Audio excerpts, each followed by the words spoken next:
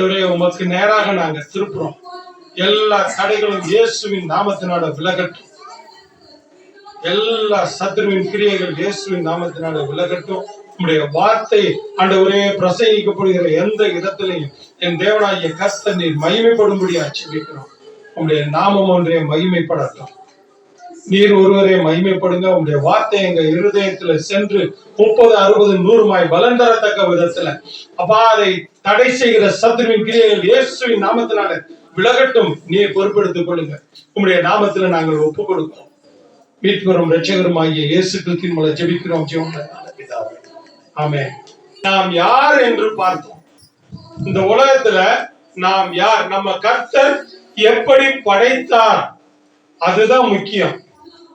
நம்ம அழிய ஆவியை பெற்றவர்கள் அப்படின்றதுதான் கடந்த வாரத்தினுடைய தலைப்பு. நமக்கு ஆண்டவர் கொடுத்த ஆவி அது அழியவே அழியாது. ஏன்னா அவர் கொடுத்த அந்த சுவாசம், அவர் நாசியின் சுவாசம், அது அழியாது. அது தேவனிடத்துக்கு திரும்ப போய்விடும். அப்ப அது அழிய ஆவியை நாம் பெற்றிருக்கிறோம். ஆனா யானையோட பலம் யானைக்கு தெரியாது. அதுதான் நம்ம கடந்த வாரத்துல பார்த்தது. அப்படி பார்த்துட்டு நாம் எல்லாவற்றையும் நாம் இழந்து கொண்டிருக்கிறோம். எதையும் நாம் உணர்வு பூர்வமாக வேதத்திலே கர்த்தர் கொடுத்த அந்த பிரகாசமான மனக்கண்கள் நாம் அடையும்படியாக மாற வேண்டும் அப்படின்றத நம்ம பார்த்தோம். அந்த பிரகாசம் உள்ள கண்களை கர்த்தர் நமக்கு கொடுப்பார். எபேசியர் 1வது அதிகாரம் 9வது வசனம் பார்த்தோம். அடுத்தது எந்த மனுஷனையும் பிரகாசிப்பிக்கிற ஒளியே அந்த ஒளி அப்படின்னு நம்ம பார்த்தோம். அப்ப நம்ம பிரகாசிக்க பண்ணுகிற தேவன் நம்முடைய வாழ்க்கையில நம்மை நடத்துகிற ஒரு அற்புதமான நடத்துதலை நாம் உணர்கிற விசுவாசிகளாய் நாம் இருக்க வேண்டும். இந்த உணர்வு நமக்கு இருந்தா மட்டும்தான் நம்முடைய வாழ்க்கையில நாம் ஒரு உன்னதமான நிலையை அடைய முடியும். அப்படின்றதுல நாம் தெளிவுள்ளவர்களாய் இருக்க வேண்டும். அதற்கு உதாரணமா அதனுடைய தொடர்ச்சியாக 2 கொரிந்தியரின் புஸ்தகம் 4வது அதிகாரம் 16வது வசனம். நாங்கள் சோர்ந்து போகிறதில்லை. எங்கள் புறமான மனுஷனானது உள்ளான மனுஷனானது நாளுக்கு நாள் ஆனபடியினாலே நாங்கள் சோர்ந்து போகிறதில்லை. எங்கள் புறமான மனுஷனானது அழிந்தும் உள்ளான மனுஷனானது நாளுக்கு நாள் புதிதாக்கப்படுகிறது. இந்த வசனத்தை இதுதான் முதல் தடவை நான் வாசிக்கிறேன்னு சொல்றவங்க கை தூக்குங்க. 2-3 பேருக்கு. ஆனா முதிர்ந்த விசுவாசிகள், சபையில மூத்த விசுவாசிகள் எல்லாரும் இந்த பகுதியை குறைஞ்சது ஒரு 5 முறையாவது படிச்சிருப்பீங்க. வேதத்தை 1000 முறை படிப்போம். ஆனா அதனுடைய அர்த்தத்தை புரிந்து கொள்ளாத விசுவாசிகளா இருப்போம். ஆனபடியினாலே சோர்ந்து போகிறது இல்லை. முதலாவது வார்த்தை சோர்ந்து போகவே கூடாது. எனக்கு அன்பான விசுவாசிய நீங்களும் நானும் அடிக்கடி நாம் செய்கிற ஒரு தவறு என்னன்னா சோர்ந்து போயிடுவோம். அடிக்கடி ஆட போட என்னடா நமக்குன்னு இப்படிதான் நடக்குது, நமக்கு சூழ்நிலை இப்படிதான் நடக்குது, நமக்குன்னு தேடி வருது, எனக்குன்னு வர்றாங்க, இப்படிதான் நம்ம யோசிக்கிறோம். எனக்கு அன்பான தேவ பிள்ளைகள, அந்த சூழ்நிலையினால நாம் பல வேளைகளிலே சோர்ந்து போகிறோம். ஆனா இங்க என்ன சொல்றாரு? ஆனபடியினாலே நாங்கள் சோர்ந்து போகிறதில்லை. அப்ப ஒரு விசுவாசி என்பவர்கள் சோர்ந்து போகவே கூடாது. அதுதான் விசுவாசிக்கு முதல் அடையாளம். அப்படி சோர்ந்து போயிட்டோம்னா நீங்களும் நானும் விசுவாசிகள் அல்ல என்பதை மிக தெளிவாக எடுத்து காட்டிடுவோம். அடுத்தபடியா இன்னொன்னு பாருங்க, எங்கள் புறம்பான மனுஷனானது. அது என்னங்க புறம்பான மனுஷன், உள்ளான மனுஷன்? கொஞ்சம் சொல்லுங்களேன், அதுக்கு விளக்கம் சொல்லுங்க. புறம்பான மனுஷனை விளக்கம் சொல்லுங்க. புறம்பான மனுஷன்னா உலக பிரகாரமாக இந்த சரீரத்திலே தோன்றுகிற உருவம் தான் புறம்பான மனுஷன். அப்போ உள்ளான மனுஷன்னா கர்த்தர் கொடுத்த ஆவி, அவர் தந்த தீபம் நமக்குள்ளே எரிந்து கொண்டிருக்கிறது. அப்போ உள்ளான மனுஷனுக்கும் புறம்பான மனுஷனுக்கும் நிறைய வித்தியாசங்கள் உண்டு. இந்த புறம்பான மனுஷனுடைய உள்ளத்துல நீங்க பாத்தீங்கன்னா அவனுடைய உள்ளத்துல என்னென்ன இருக்குதோ அதுதான் புறம்பான மனுஷன். இந்த இடத்துல பாருங்க, இந்த இடத்துல நாம இன்னும் கொஞ்சம் அந்த உள்ளான மனுஷனை நாம யோசிக்கிறதுக்கு முன்னால நாம் புறம்பான மனுஷனை கொஞ்சம் யோசிப்போம். இந்த புறம்பான மனுஷன் அழிந்தும், அப்ப இந்த சரீரம் என்பது அழியக்கூடிய ஒன்று என்பதை மிக தெளிவாக பவுல் அப்போஸ்தலன் சொல்றார். இந்த அதுக்குதான் ஏற்கனவே கடந்த வாரத்தின் செய்தியினுடைய தொடர்ச்சியை நாம் மண் பாண்டங்களிலே பெற்றிருக்கிறோம் அப்படின்னு நம்ம பார்த்தோம். படிச்சோமா இல்லையா? நம்முடைய சரீரத்தை நாம் மண் பாண்டம், இது இந்த சரீரம் என்பது ஒரு மண் பாண்டம் என்று நாம் பார்த்தோம். இந்த மண் பாண்டம் நமக்குள்ள இருக்கும் பொழுது அது எப்போ உடையும் யாருக்காவது தெரியுமா? தெரியாது. அப்போ நம்முடைய வாழ்க்கையில இந்த புறம்பான மனுஷன் அழியும் என்பதுல எந்த ஒரு சந்தேகமும் இல்லை. இந்த புறம்பான மனுஷன் அழிவது நிச்சயம். இந்த புறம்பான மனுஷன் அழிந்தாலும் இந்த புறம்பான மனுஷனுக்கு உள்ள என்ன இருக்கு அப்படின்றத நாம் பார்க்க வேண்டும். இந்த புறம்பான மனுஷனுக்குள்ள என்ன இருக்கு, நம்ம என்ன வச்சுட்டு நம்ம இத பேசுறோம். ஒண்ணு வீண் பெருமை. என்ன மாதிரி முடியுமா அந்த வீண் பெருமை. அடுத்தது பாருங்க கர்வம். கர்வம் என்னன்னா, நான் தான், என்னைய தவிர இந்த உலகத்துல யாருமே இல்ல. அப்ப இந்த மண்பாண்டம் உடைஞ்சிச்சுன்னா ஒண்ணுமே இல்ல. ஒரு சின்ன உதாரணம், கடந்த ஒரு 2 மாதங்களுக்கு முன்பாக ஒரு குடும்பத்தை எனக்கு தெரியும். அந்த குடும்பத்தார் ஒரு சில சொத்து விவகாரத்துல பயங்கரமா சண்டை போட்டு பிரச்சனை பண்ணி ஒரு சொத்தை பெற்றுக் கொள்கிறார்கள். அந்த சொத்தை பெற்றுக்கொண்டு 2 மாசம் கூட இல்ல, 3 மாசம் கூட இல்ல, போயிட்டாரு. அவ்வளவுதான், முடிஞ்சு போச்சு. நேற்றைய செய்தி, இறந்துட்டாங்க.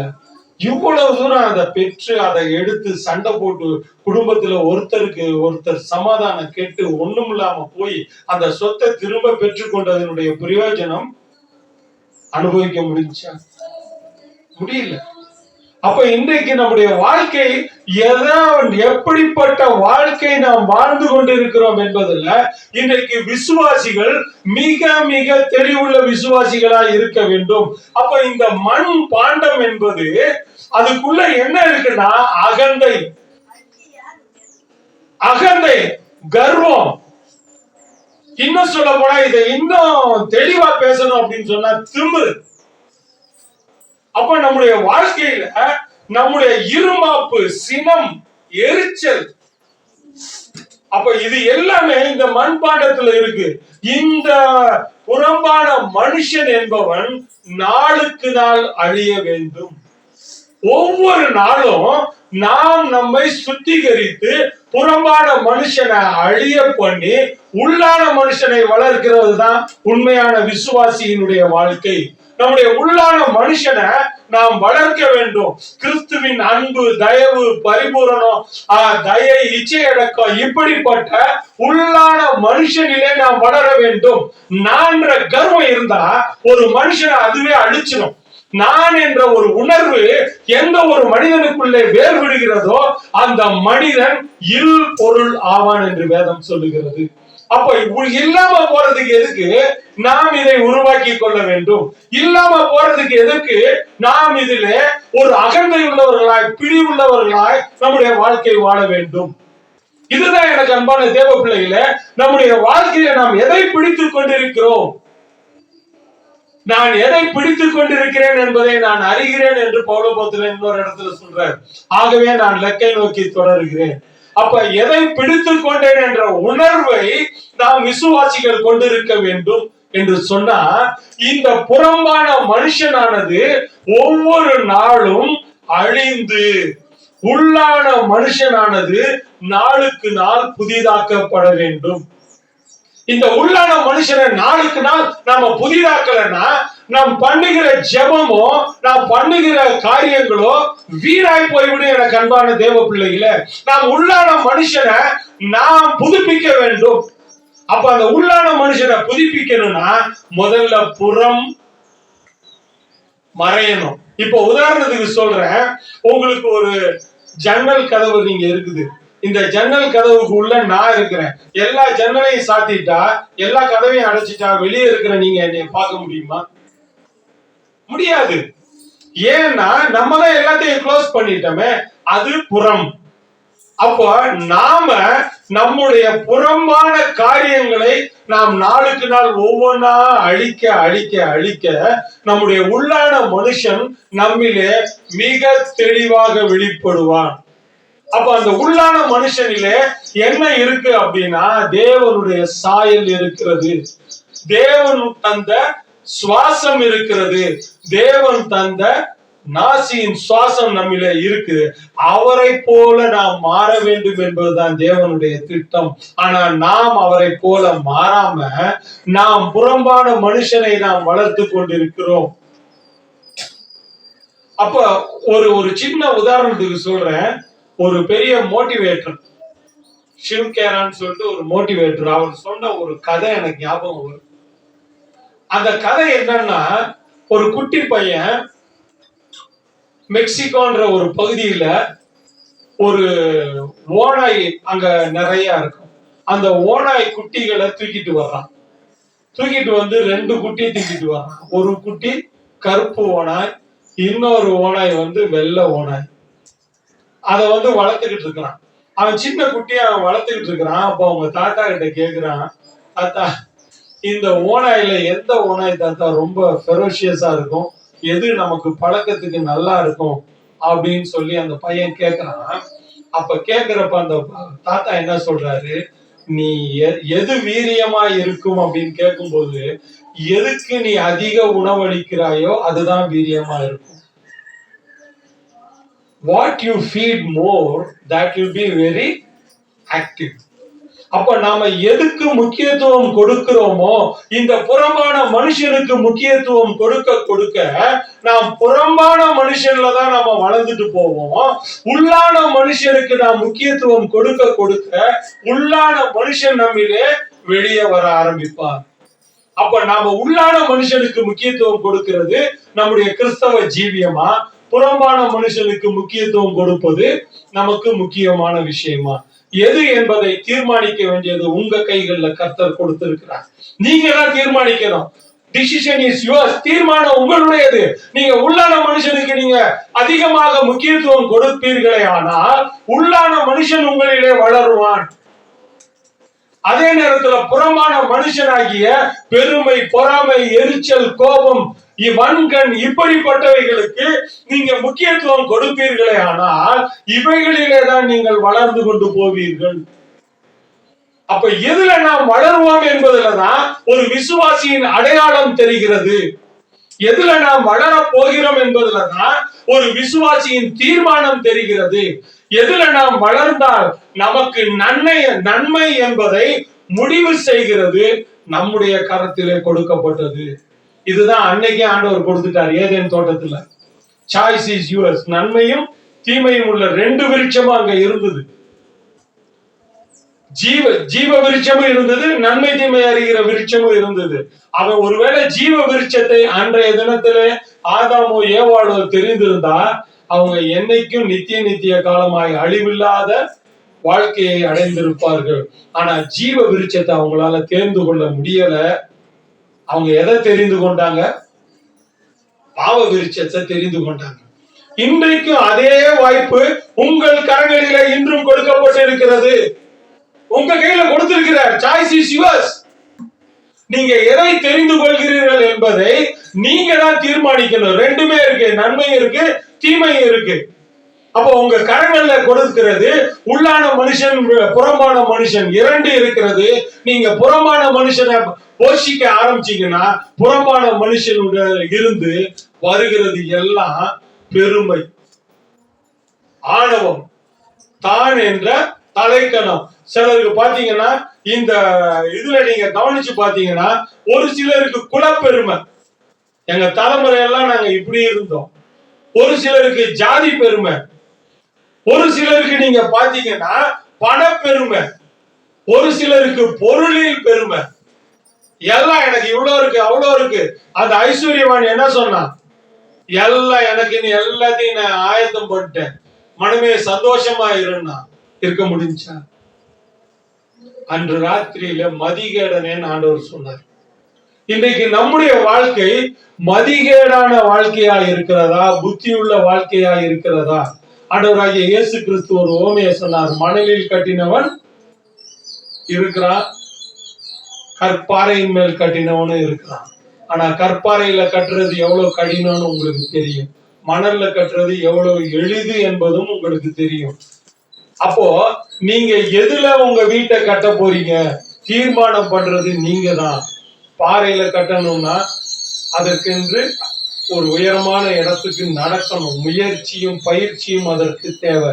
மணல்ல கட்டணும்னா எங்க வேணாலும் தோண்டி எப்படி வேணாலும் அடிக்கிட்டு போயிடலாம், அதுக்கு முயற்சியோ பயிற்சியோ தேவையில்லை. ஒரு விசுவாசியே உன்னுடைய வாழ்க்கையில முயற்சியும் பயிற்சியும் தான் உன்னை பக்குவப்படுத்தும். இந்த முயற்சியும் பயிற்சியும் இல்லாத ஒரு விசுவாசி உன்னுடைய வாழ்க்கையில நீ உன்னுடைய பெருமையிலேயே தான் நீ போய்கிட்டு இருப்ப. தேவனுக்கு அடுத்த காரியங்கள்ல உன்னால கவனம் செலுத்த முடியாது. அதனாலதான் சொல்றாரு, எங்கள் புறம்பான மனுஷனானது அழிந்தும் அழியணும், ஒரு ஒரு நாளும் அழியணும். அது ஒன்னொன்னா அழிய அழிய அழியத்தான் உள்ளான மனுஷன் வெளியே வர முடியும். அப்ப அந்த உள்ளான மனுஷன் வெளியே வருவது என்னன்னா அன்பு, பரிவு, பாசம், இப்படி ஈகை மற்றும் பல விதத்துல அந்த உள்ளான மனுஷன் வெளியே வருவான். பிறருக்கு உதவுதல், நன்மை செய்தல், இது எல்லாம் நமக்கு வெளியே வரும். இது இரண்டும் நாம எதை தீர்மானிக்கிறோம் என்பது நம்முடைய கருத்துல கொடுக்கப்பட்ட ஒரு விஷயம். நீங்க எதை தீர்மானிக்க போறீங்க? நீங்க எதை தீர்மானிக்க போறீங்க? உள்ளான மனுஷனை நீங்க வளர்க்கணும் என்று தீர்மானிக்கிறீர்களா, அல்லது புறமான மனுஷனை நீங்க வளர்க்கணும்னு தீர்மானிக்கிறீங்களா? இன்றைக்கு நீங்க தீர்மானம் பண்ணுங்க. The ball is on your court. தீர்மானம் உங்க கையில கொடுக்கப்பட்டு விட்டது.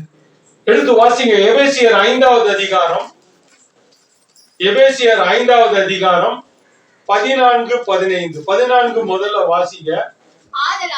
ஆதலால் தூங்குகிற நீ விழித்து மரித்தோரை விட்டு எழுந்திரு, அப்பொழுது கிறிஸ்து உன்னை பிரகாசிப்பார் என்று சொல்லி இருக்கிறார். இங்க கொஞ்சம் கவனிங்க. இந்த வசனம் உங்களுக்கு வித்தியாசமா தெரியல? இந்த வசனம் உங்களுக்கு வித்தியாசமா தெரியலையா? திரும்ப வாசிமா. ஆதலால் தூங்குகிற நீ விழித்து மரித்தோரை விட்டு எழுந்திரு. தூங்குறது நம்ம எங்க கல்லறையிலயா படுத்திருப்போம்? ஹலோ, செத்த புணத்தோடைய போய் படுத்திருப்போம்? பிராக்டிக்கலா பேசினா இப்படிதான் கேட்கணும். தூங்குற நம்ம எங்க தூங்குவோம்? வீட்டுல தானே தூங்குவோம். ஆனா இங்க என்ன ஒரு பௌரவத்துல என்ன சொல்றாரு? திரும்ப வாசிங்க.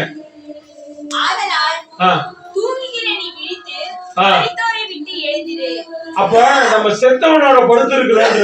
அப்ப இந்த உலகத்துக்கு அடுத்த பாவத்திலே செத்து இருக்கிற மனிதர்களோடு நாம் வாழ்ந்து கொண்டிருக்கிறோம்.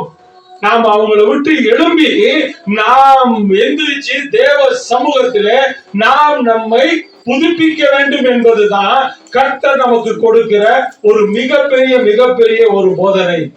ஆதலால் தூங்குகிற நீ மரித்தோரை விட்டு எழுந்திரு, அப்பொழுது கிறிஸ்து உன்னை பிரகாசிப்பார் என்று சொல்லி இருக்கிறார். அப்ப நாம பிரகாசிக்கணும்னா இந்த உலகத்தின் மனிதர்களை போல்கிற வாழ்கிற வாழ்க்கை நம்முடைய வாழ்க்கை அல்ல. இந்த உலகத்துக்கு அடுத்த வாழ்க்கை உன்னுடைய வாழ்க்கை அல்ல. இந்த உலகத்தாரை போல வாழ்கிற வாழ்க்கையிலிருந்து நீ விடுபட்டு வெளியே வர வேண்டும். உன்னுடைய சிந்தனை இதற்கு அப்பாற்பட்ட சிந்தனையா இருக்க வேண்டும். உன்னுடைய எண்ணங்கள் எல்லாம் மரித்தவர்களோடு அல்ல, செத்து போனவங்களோட அல்ல, நீ உயிரோடு இருக்கிறவன் என்பதை ஒரு நாளும் மறந்து போக கூடாது. என அன்பான தேவ பிள்ளைகளே, நாம் உயிரோடு இருக்கிறவர்கள் என்பதை நான் நிரூபிக்க கடமைப்பட்டு இருக்கிறோம். அப்ப யோசிச்சு பாருங்க. அதுக்கு அடுத்த வசனம் வாசிங்களேன். ஆனபடியினாலே நீங்கள் ஞானமற்றவர்களைப் போல. அப்ப மரித்து இருக்கிறவன் தான் ஞானம் இல்லாதவன், பாவத்துக்கு செத்தவன், நீதிக்கு பிழைத்தவன், ஞானம் உள்ளவன். அப்ப ஞானமற்றவர்களை போல இல்லாமல் ஞானம் உள்ளவர்களை போல் கவனமாய் நடந்து கொள்ள பார்த்து. அப்ப நடந்து கொள்ள பார்த்துக்கிட்டே இருக்கணும். You should be vigilance. விஜிலன்ஸ்னா என்ன? உஷாரா இருக்கணும். இந்த சின்ன பசங்க கிட்ட எதையாவது ஒரு விளையாட்டு பொருளையோ அல்லது தின்ற பொருளையோ கையில கொடுத்துட்டு அந்த பசங்க கிட்ட திரும்ப கேட்டு பாருங்க, வாங்கிட முடியுமா? அவ்வளவு ஈஸியா வாங்கிட முடியுமா? முடியாது. அப்ப அந்த சின்ன பிள்ளைங்களுக்கு இருக்கிற அந்த தெளிவு, அந்த உணர்வு இன்னைக்கு விசுவாசியே உனக்கு எனக்கு இல்லாம போனது ஏன் இல்லாம போச்சு? அப்ப நாம் எவ்வளவு ஜாக்கிரதை உள்ளவர்களாய் இருக்க வேண்டும், விழிப்புள்ளவர்களாய் இருக்க வேண்டும் என்று பவுல் அப்போஸ்தலன் நமக்கு கற்றுக் கொடுக்கிறார். 16வது வசனத்தை வாசிங்க.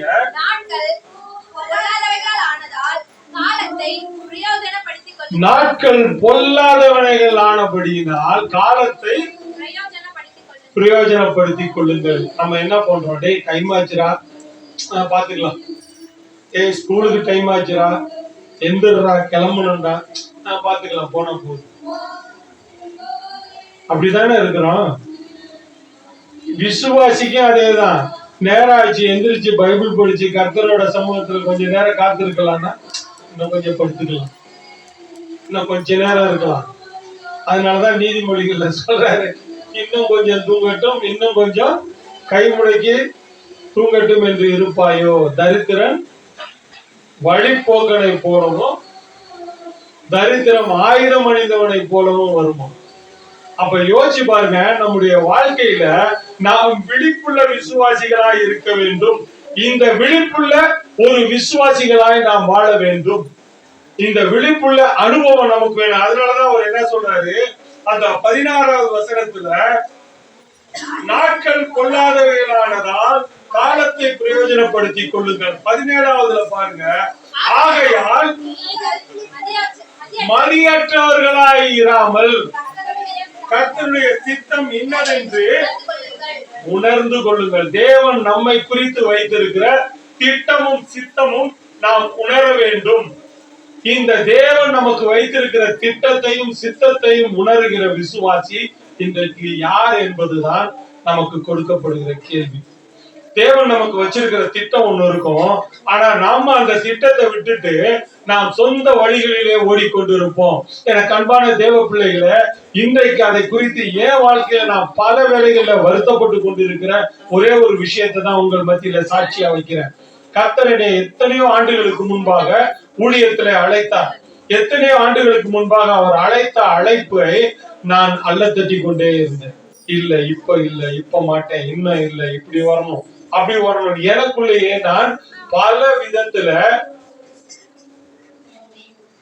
எனக்கே நான் தடை போட்டு கொண்டே வந்தேன். அப்ப என்னுடைய வாழ்க்கையில நான் திரும்பி பார்க்கிறேன். இப்ப ஊழியத்துக்கு வந்த பிறகு திரும்பி பார்க்கிறேன். இந்த காரியத்தை நான் 25 வருஷத்துக்கு முன்னாலேயே நான் கீழ்ப்படிந்திருந்தால் என் வாழ்க்கை எப்படி இருந்திருக்கும் என்பதை யோசிச்சு பார்த்தேன்னா அது எனக்கு ஆச்சரியமாவும் அதிசயமாவும் இருந்தது. ஆனா இன்றைக்கு அப்படி இல்லாமல் போனதுக்கு காரணம் அவருக்கு கீழ்ப்படியாதது என்பதை நான் உணர்ந்து கொண்டேன். அவருக்கு கீழ்ப்படுகிற ஒரு அனுபவம் தான் ஒரு விசுவாசியே உன்னுடைய வாழ்க்கையில உன்னை மேன்மையான இடத்துக்கு கொண்டு போகும். என்ன போல இழந்து நிக்காத என்பதற்கு நானே ஒரு உதாரணமா இருக்கிறேன். என்னுடைய வாழ்க்கையில நான் இன்றைக்கு அனுபவிக்கிற இந்த மேன்மைகள் ஒரு 25 வருடங்களுக்கு முன்பாகவே எனக்கு கிடைக்க வேண்டிய மேன்மைகள். அதை நான் இழந்து போயிட்டேன்றதை நினைச்சு நான் வருத்தப்படுறேன். இன்றைக்கு ஆண்டவர் யாருகிட்ட இதை குறித்து பேசுறார் என்பது எனக்கு தெரியாது. ஆனா அவர் உங்களோடு பேசும் பொழுது அவருக்கு கீழ்ப்படுகிற அனுபவம், நீங்க கீழ்ப்படிங்க, காலத்தை பிரயோஜனப்படுத்திக் கொள்ளுங்கள். அந்த காலத்தை நீங்க பிரயோஜனப்படுத்தி கொண்டால் உங்களுடைய வாழ்க்கை ஒரு உன்னதமான ஆசீர்வாதம் உள்ள வாழ்க்கையாய் மாறி போகும். எடுத்து வாசிங்க, யாக்கோபு 2வது அதிகாரம் 26வது வசனம். அப்படியே ஆவி இல்லாத சரீரம் செத்ததாய் இருக்கிறது போல கிரியை இல்லா விசுவாசமும் செத்ததாய் இருக்கிறது. எபேசியர் 5:14. இப்ப மரித்தோரை விட்டு எழுந்திரு சொன்னதுக்குரிய அர்த்தம் இங்க சொல்றாரு பாருங்க. யாக்கோபு 2:26 அப்படியே ஆவி இல்லாத சரீரம் செத்ததா இருக்கிறது போல கிரியை இல்லா விசுவாசமும் செத்ததா இருக்கிறது. அப்ப ஆவி இல்லா விசுவாசம் செத்ததா இருக்கிறது அப்படின்னு சொன்னா நாம் ஆவியிலே அனலா இல்லை என்பதுதானே உண்மை. நம்ம ஆவி, கிறிஸ்துவின் ஆவியை நாம் புதுப்பிக்காதவர்களா இருக்கிறோம் என்பதுதான உண்மை. அப்ப இந்த ஆவியை நாம் புதுப்பிக்கும் பொழுதுதான் மரித்தவர்களோடு நமக்கு சம்பந்தம் இல்லை. இந்த ஆவியை நீங்க புதுப்பிக்கல அப்படின்னா ஒவ்வொரு நாளும் தேவனோடு இணைந்து உங்க ஆவி புதுப்பிக்கப்படவில்லை என்று சொன்னா நீங்க யாரு? செத்த விசுவாசி. அதுக்கு இன்னொரு பேர் என்ன? போனோம். இன்னொரு பேர் என்ன? போனோம். அதை என்ன பண்ணுவாங்க? ஒரு நாளைக்கு மேல வீட்டுல வச்சிருப்பாங்களா? அதிகபட்சம் 3 நாள். அதுக்கு மேல விட்டுருவீங்களா? ஊர் கூடி உதைக்க ஆரம்பிச்சிருவாங்க. ஏன் அப்படின்னா இன்றைக்கு விசுவாசி நாம் ரட்சிக்கப்பட்ட நாள்ல பெற்றுக்கொண்ட ஆவிய எத்தனையோ மாதங்களாக புதுப்பிக்காம வாழ்ந்து கொண்டிருக்கிறோமே. அப்ப நம்ம யாரு? கொஞ்சம் இந்த வார்த்தை உங்களுக்கு கடினமா தான் இருக்கும், ஆனா உண்மை எப்பவுமே கசக்கும்.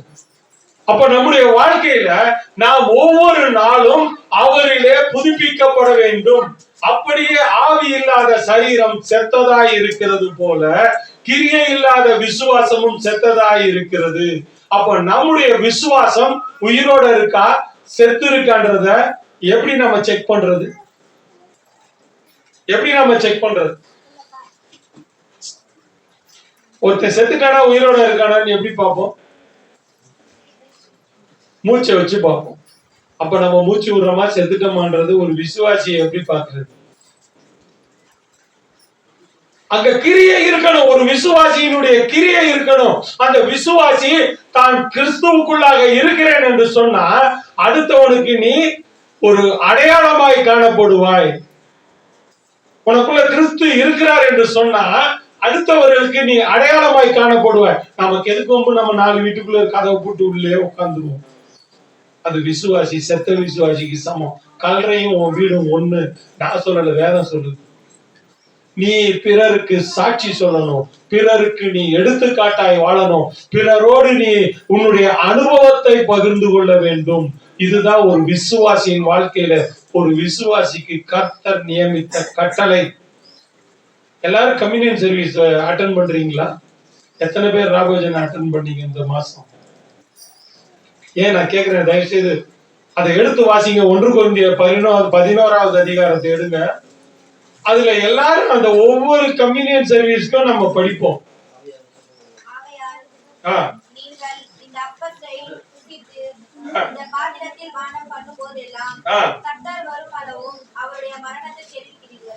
கர்த்தர் வருமளவும் அவருடைய மரணத்தை தெரிவிக்கிறீர்கள். எத்தனை பேர் தெரிவிச்சுக்கிட்டு இருக்கிறீங்க?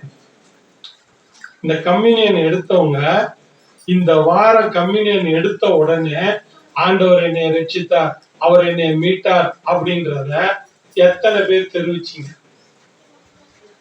ஹலோ சொல்லுங்களேன். உங்ககிட்ட தான் நான் கேட்கிறேன். அமைதியா அப்படியே எச்சி கூட முழுங்க மாட்டேன்னு அப்படியே உட்கார்ந்துருந்தா எப்படியா? அவர் வருமளவும் அவருடைய மரணத்தை இத நீ தெரிவிக்கலன்னா என்ன நடக்குதுன்னு அடுத்ததை படிங்க. அபாத்திரமா கர்த்தருடைய பந்தியில நீங்க பங்கு பெறுறீங்க. பாத்திரராய் பங்கு பெறணும்னா அவருடைய மரணத்தை நீங்க தெரிவிக்கணும். அப்போ கர்த்தருடைய பந்தியில பங்கு பெறுகிறது மட்டும் நம்முடைய வேலை அல்ல. அந்த பந்தியில பங்கு பெறுகிற நாம் அவருடைய மரணத்தை தெரிவிக்க வேண்டும் என்பதை மிக தெளிவாக வேதம் நமக்கு போதிக்கிறது. அப்ப இத அடுத்து தொடர்ந்து வாசிங்க.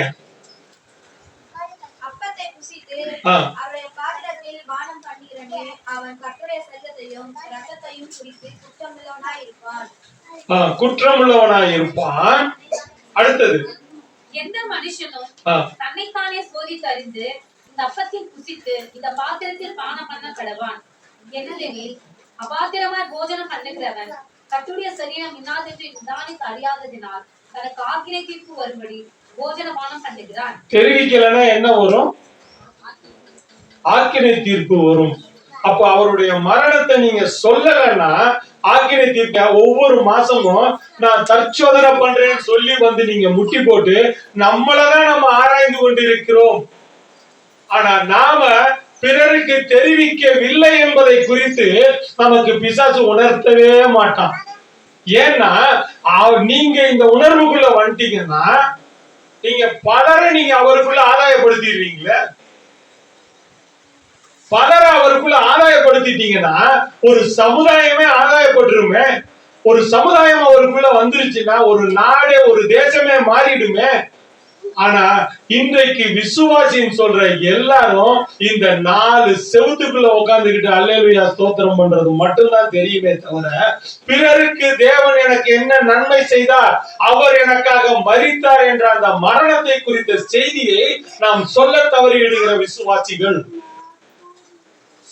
அதனாலதான் அநேகர் உங்களிலே வியாதியும் அடைந்திருக்கிறீர்கள், பலர் நித்திரையும் அடைந்திருக்கிறார்கள்.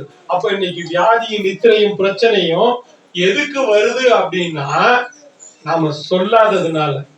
இன்னைக்கு வியாதி வருதா, இன்னைக்கு நீ கஷ்டப்படுறியா, அவருடைய மரணத்தை நீ தெரிவிக்கலன்றத நீங்க என்னைக்காவது உணர்ந்து இருக்கிறோமா? நம்ம குற்றத்தை உணர்வோம். என்ன தப்பு பண்ண ஆண்டவர் என்னை எப்படி படுத்துறாரு, நான் என்ன அவருக்கு துக்கத்தை உண்டாக்குறேன், அப்படி இதெல்லாம் கேள்வி பிசாசு கேட்பான். ஆனா அவருடைய மரணத்தை தெரிவிக்கிற ஒரு ஆயத்தம் உன்னிடத்துல இருக்கிறதா, இதை அவன் கேட்கவே மாட்டான். ஏன்னா கேட்டுட்டானா நீங்க உஷாராயிடுவீங்க, நீங்க மேன்மை அடைந்துருவீங்க, உங்க வாழ்க்கை மேன்மையாகி போயிடும். அதனால அதை குறித்து ஒரு தெளிவில்லாத ஒரு ஏரியால தான் உங்களை கொண்டு போய்கிட்டே இருப்பான். ஆனா தேவன் விரும்புகிற வார்த்தை இன்றைக்கு நீங்க விழுப்புள்ள விசுவாசிகளாய் மாற வேண்டும். எனக்கு அன்பான விசுவாசியை விழித்திரு, தூங்குகிற நீ விழித்திரு, மரித்தோரை விட்டு எழுந்திரு. இன்னைக்கு நீ எந்திரிச்சிடணும்.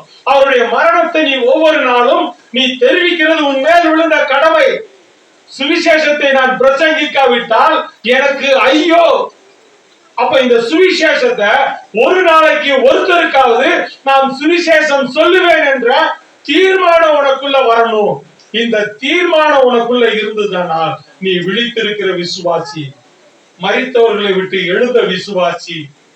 இல்லைன்னா இந்த தீர்மானம் உனக்குள்ள இல்லை அப்படின்னா அவிசுவாசி. அப்ப நாம் எடுக்கிற தீர்மானம் நம்முடைய வாழ்க்கையை மேன்மையாக கொண்டு போய் சேர்க்கும். கண்களை மூடி செபிப்போம். எங்கள் அன்பின் தேவனே, அப்பாவை நன்றியோடு ஸ்தோத்திரிக்கிறோம். அப்பாவுடைய விலையேற பெற்ற பிரசன்ன ஆண்டவரே, எங்களுடைய வாழ்க்கையில நாங்கள் ஒரு தீர்மானத்தை எடுக்க நீங்க கிருபை காட்டுங்க. அப்பா, இந்த நாளிலே நாங்கள் எடுக்கிற தீர்மானம் இந்த ஆண்டில, இந்த மாதத்தின் முதல் மாதத்தில, இந்த ஆண்டின் முதல் மாதத்தில நாங்கள் எடுக்கிற தீர்மானம் எங்களுடைய வாழ்க்கையை நிர்ணயம் பண்ணக்கூடிய ஒரு மேன்மை உள்ள தீர்மானமாய் மாறட்டும்.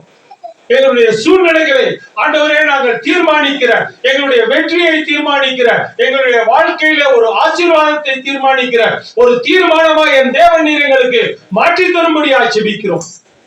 இந்த நாளிலே நாங்கள் எடுக்கிற தீர்மானம் எங்களுடைய சந்ததிக்கு ஆசீர்வாதம் உள்ள தீர்மானமாய் எடுக்க கர்த்தர் நீர் எங்களை பலப்படுத்தும்படியாய் ஜெபிக்கிறோம்.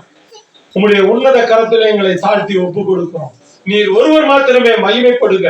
இந்த தீர்மானத்திலே நாங்கள் சோர்ந்து போகாதபடி, இந்த தீர்மானத்தை விட்டு விலகி விடாதபடி, இந்த ஆண்டு முழுவதும் நாங்கள் ஒரு வெற்றியுள்ள விசுவாசிகளாய் கிறிஸ்தவர்களாய் ஜீவிக்க தேவன் எங்களுக்கு கிருபை தரும்படி ஆட்சேபிக்கிறோம். உம்முடைய விலையேறப்பட்ட பிரசன்னத்திலே எங்களை மூடி மறைத்துக் கொள்ளும். எல்லா துதி கன மகிமையும் ஒருவருக்கே செலுத்துகிறோம். மீட்பெரும் இரட்சகருமாகிய இயேசு கிறிஸ்துவின் மூலம் ஜெபிக்கிறோம் ஜீவனுள்ள நல்ல பிதாவே, ஆமென்.